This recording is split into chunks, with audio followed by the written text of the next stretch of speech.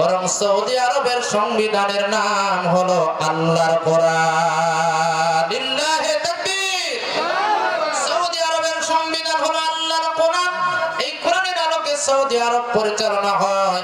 কোরআনে আইন আছে, বিচার আছে, সংবিধানের সকল কিছু নিয়ম কানুন আছে, শিক্ষা নীতি আছে, যুদ্ধ নীতি আছে, বন্দী নীতি আছে, স্বরাষ্ট্র নীতি আছে, পররাষ্ট্র নীতি আছে, আইন আছে, বিচার আছে, সংসদ সচিবালয় সেক্রেটারিয়েট যা কিছুর প্রয়োজন আছে সকল কিছুর বর্ণনা আল্লাহর কোরআনুল কারীমের মধ্যে আল্লাহ দিয়ে দিয়েছে। ওয়া নাযালনা আলাইকাল কিতাবা তিবয়ানান লিকুল্লি শাই ওয়া হুদাও ওয়া রাহমাতাও ওয়া বুশরা লিল মুসলিমিন। কোরআনের বাণী যে আল্লাহ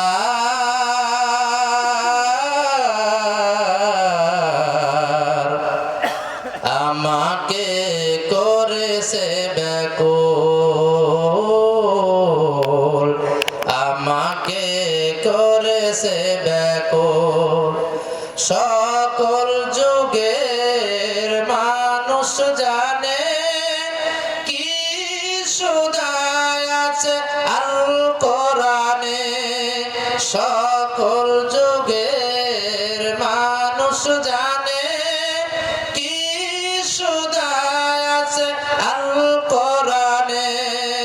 কি মধু দিলে আল্লাহ, কি মধু দিলে আল্লাহ আমাকে করেছে ব্যাকুল,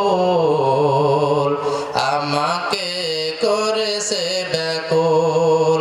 কোরআনের বাণী যে আল্লাহ আমাকে করেছে ব্যাকুল। আল্লাহু আকবার বলেন। তাহলে এই কোরআন আল্লাহ নাযিল করে বললেন নবী এই কোরআন দিয়ে আইন চলবে, বিচার চলবে, এজন্য আমি আল্লাহ কোরআন নাযিল করলাম। তার মানে হলো কোরআনুল কারীম দিয়ে আইন চলে, বিচার চলে, আইনের সকল কিছু আল্লাহ রাব্বুল আলামিন কোরআনুল কারীমে দিয়ে দিলেন। যদি বলেন হোয়াট ইজ ডকুমেন্ট, প্রমাণ কোথায়? আল্লাহ রাব্বুল আলামিন বলে শোনো, তোমাদের আইনের যা কিছুর প্রয়োজন আমি আল্লাহ কোরআনে দিয়ে দিয়েছি। শোনো, মা ফাররাতনা ফিল কিতাবি মিন শাই। আমি আল্লাহ এমন কোন বিষয় নাই যেই বিষয় কোরআনুল কারীমের মধ্যে বর্ণনা করি নাই। তোমার পরিবার জীবন, সমাজ জীবন, ব্যক্তি জীবন, ব্যবসা বাণিজ্য, লেনদেন, কথাবার্তা, উঠা বসা, জাতীয় আন্তর্জাতিক জীবনের যা কিছু দরকার সব কিছু দিয়ে আমি আল্লাহ কোরআনুল কারীমকে পরিপূর্ণ করে দিয়েছি। ওয়া তাম্মাত কালিমাতু রাব্বিকা সিদকাও ওয়া আদালা লা মুবাদদিলা লিকালিমাতিহি ওয়া হুয়াস সামিউল আলিম। সুবহানাল্লাহ। বাংলাদেশে একটা সংবিধান আছে নাকি বলেন? আছে না নাই ভাই? বাংলাদেশের যে সংবিধান, এই সংবিধানের পরিবর্তন আছে না নাই? পরিবর্তন হয়েছে কিনা? এই মোটামুটি 17 বার পরিবর্তন হয়ে গেছে এই কয়েক বছরে। আর আল্লাহ রাব্বুল আলামিন যে সংবিধান নাযিল করেছেন মানব জাতির জন্য কোরআন, এই কোরআন কি পরিবর্তন হয়েছে? ভবিষ্যতে হওয়ার তো সম্ভাবনা আছে কিছু নাকি? আছে কি? আল্লাহ বলেন মা ফাররাতনা ফিল কিতাবি মিন শাই। সব আল্লাহর কোরআনে আছে। তাম্মাত কালিমাতু রাব্বিকা সিদকাও ওয়া আদালা। আমি আল্লাহর কোরআনুল কারীমের প্রত্যেকটি কথা সততা ন্যায় দ্বারা পরিপূর্ণ। লা রাইবা ফীহি আই লা শাক্কা ফীহি। আমি আল্লাহর কোরআনে কোনো সন্দেহ নাই, সন্দেহের কোনো অবকাশ নাই। লা মুবাদদিলা লিকালিমাতি। আমি আল্লাহর কথা কোরআনুল কারীমের কোনো পরিবর্তন নাই, যেইভাবে আছে কিয়ামত পর্যন্ত মানব জাতির সকল কিছুর সমস্যার সমাধান আমি আল্লাহর কোরআনে দিয়ে দিয়েছি। বলেন আল্লাহু আকবার।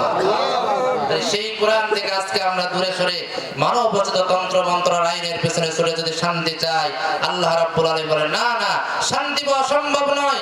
শান্তির জন্য মানুষেরা সেকুলারিজম, কমিউনিজম আর বিভিন্ন ধর্মনিরপেক্ষ মতবাদ থেকে শুরু করে হাজারো মতবাদ তৈরি করেছে। এই মতবাদ গুলো দিয়ে পৃথিবীতে কোনো শান্তি মুক্তি এসেছে? আসে নাই, আসবেও না। যতদিন পর্যন্ত পর্যন্ত মানুষ আল্লাহর পথে ফিরে না আসবে, কোরআন সুন্নাহ না মানবে, মানব রচিত আইন দিয়ে শান্তি আসতে পারে না। কথা বলেন ঠিক কিনা? আচ্ছা বলেন তো এই জমিনটা কার? কথা বলেন, এতগুলো মানুষ কথা বলেন, আপনারা বলেন জমিন কার? আসমান কার? আকাশ বাতাস কার? গ্রহ নক্ষত্র সবকিছু কার? আমরা কার? আপনারা কার? বউ কার? হ্যাঁ, ওটা আল্লাহ নাকি? নাউজুবিল্লাহ। মুশারাইন না, আবার সবকিছু তাহলে কার? সবকিছু যদি আল্লাহর হয়, আকাশ যদি আল্লাহর হয়, বাতাস যদি আল্লাহর হয়, গ্রহ নক্ষত্র সকল কিছু যদি আল্লাহর হয়, তাহলে বলেন এই জমিনে আইন আর বিধান চলবে কার? মানুষের?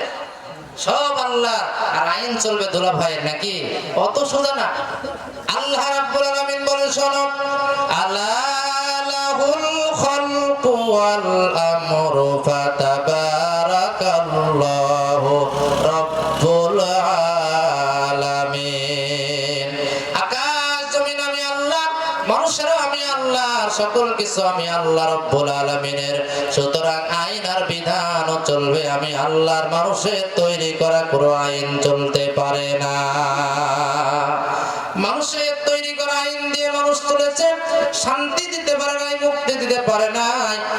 একটা ঘন্টা আমাদেরকে ধর্ষণ মুক্ত, দুর্নীতি মুক্ত, সন্ত্রাস মুক্ত, খুন রাহাজানি মুক্ত শান্তির সোনার বাংলা উপহার দিতে পেরেছে কি বলেন? পারে নাই। কারণ হলো এগুলা সব মানুষের বানানো মতবাদ। মানুষের আইন দিয়ে, মানুষের মতবাদ দিয়ে মানুষের কোনো শান্তি আসতে পারে না। আল্লাহ রাব্বুল আলামিন বলে, কোরআন মেনে নাও। কোরআন যদি একবার বান্দা তোমরা মেনে নিতে পারো, 24 আওয়ার 24 ঘন্টার মধ্যে সারা পৃথিবীতে শান্তির বাতাস আমি আল্লাহ রাব্বুল আলামিন বহিয়ে দিব। পৃথিবীর শান্তির ধারায় পরিণতি হবে, খুন ধর্ষণ রাহাজানি কোনো কিছুই থাকবে না। বলেন না সুবহানাল্লাহ। বাস্তবতায় দেখেন আল্লাহর নবী মক্কার ওই জাহেলিয়াতের অন্ধকারাচ্ছন্ন সমাজ, যেই সমাজে কোনো ন্যায় বিচার ছিল না, মাইট ইসরাইল জোরজার মূল্যক তার ছিল, সমাজ খুন দ্বারা পরিপূর্ণ ছিল, যুদ্ধ বিগ্রহ দ্বারা পরিপূর্ণ ছিল, ধর্ষণ দ্বারা পরিপূর্ণ ছিল। ওই সমাজে যখন আল্লাহ নবী কোরআনুল কারীম নিয়ে আসলেন, আল্লামা ইকবাল রাহমাতুল্লাহ আলাইহি সুন্দর করে বলছেন, ও তার কারগার হেরাসে সুয়ে কম আয়া और ये एक नुस्खाए किमिया साथ लाया। বিশ্ব নবী গারে হেরা থেকে আসলেন, তবে হাতে করে যেন একটা পরশ পাথর নিয়ে আসলেন। পরশ পাথরের খাসিয়াত বৈশিষ্ট্য হলো, পরশ পাথরকে যখন লোহার সাথে লাগানো হয়, লোহাগুলো সোনায় পরিণত হয়ে যায়। বলেন আল্লাহু আকবার। ঠিক কোরআনুল কারীমটা ছিল একটা পরশ পাথর। এই পরশ পাথর দিয়া মক্কার জাহেলিয়াতের সমাজের মানুষকে যখন হেদায়েত দেওয়া হলো, চিকিৎসা করা হলো, তারা যখন কোরআনুল কারীম মেনে নিল, ওই জাহেলিয়াতের সমাজটা পৃথিবীর ইতিহাসে সোনালী সমাজে পরিণত হয়ে গেল। সমাজে খুন উঠে গেল, দুর্নীতি উঠে গেল, সন্ত্রাস উঠে গেল, সব মানুষেরা আল্লাহর গোলাম হয়ে গেল। বলেন না সুবহানাল্লাহ। মরুভূমির মধ্যে একজন যুবক হেঁটে যাচ্ছে, সন্ধ্যা ঘনিয়ে আসছে, মাগরিবের ওয়াক্ত হয়ে গেছে। দূর থেকে দেখা যায় একটা মহিলা একা একা উটের পিঠে চড়ে আসতেছে, আর মহিলার সামনে একটা যুবককে দেখে ভয় পেয়ে গেল। হাই হাই, এই যুবকটা না জানি মরুভূমির এই বিশাল ফাঁকা ময়দানে আমার কোনো ক্ষতি করে কিনা, আমার ইজ্জতের উপর হামলা করে কিনা। যুবককে দেখে এই মহিলাটা ভয় পেয়ে গেল, আর যুবক মহিলাটাকে দেখে বুঝতে পারলো যে এই মহিলা তো আমাকে দেখে ভয় পেয়ে গেছে, কারণ এই মরুভূমির বিশাল ফাঁকা ময়দান, কেউ নাই, শুধু আমি একজন যুবক মানুষ, আর সেও একজন যুবতী মহিলা মানুষ আসছে। হয়তোবা আমার দ্বারা শয়তানের প্ররোচনায় কোনো ক্ষতি হতে পারে, তার এই ভয়ে সে ভীত সন্ত্রস্ত হয়ে গেছে। সঙ্গে সঙ্গে যুবকটা ওই মহিলাকে ডাক দিয়ে বলছে, মা। আল্লাহু আকবার। কি বলেছে বলেন? মা বলে ডাকলে আর কোনো কথা আছে? আর কোনো আশঙ্কা আছে? কোনো আশঙ্কা নাই। যুবকটা ডাক দিয়ে বলে, মা, তোমার ভয় পাওয়ার কোনো কারণ নাই।